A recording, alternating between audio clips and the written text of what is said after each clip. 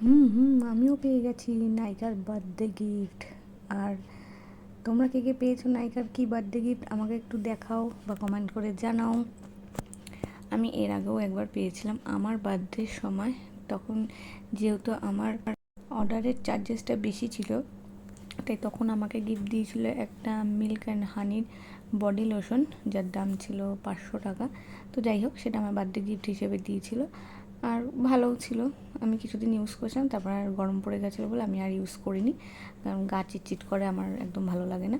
তো যাই হোক, এইবার আমার বার্থডে গিফট, আমার বার্থডে গিফট না, নায়িকার বার্থডে মান্থ চলছে।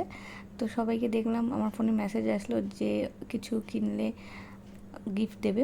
তো আমি সেই লোভে ভাবলাম কি গিফট দেবে। তো আমার কিছু কেনার ছিল, যার মধ্যে ছিল, আমার ছিল একটা ফেস ওয়াশ, শেষ হয়ে এসেছিলো হাফ। তো কিছু দেখলাম যে অফারও দিয়েছে, তো আমি নিয়ে নিয়েছিলাম। এটা কত টাকা নিয়েছে আমি দেখছিলাম, সেটাই যে অফারে কম নিয়েছে নাকি বেশি নিয়েছে। আর একটা নিলাম হেয়ার মাস্ক, এটা ছিল ট্রেসমির হেয়ার মাস্ক। শ্যাম্পুটা আমি ইউজ করি স্ট্রেটনিং শ্যাম্পু, কিন্তু হেয়ার মাস্কটা আমি ইউজ করি ট্রেসমির।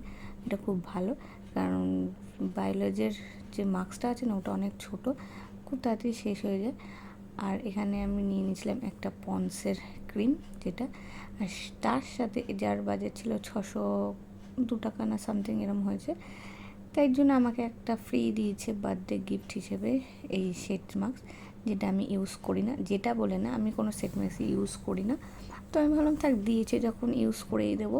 সামনে আমার ছেলের বার্থডে আসছে, আর রোদ্দুরে এখন কাজে বেরাতেও হচ্ছে, তো এটা ইউজ করে দেখি কতটা কি রিভিউ পাই। তো চলো।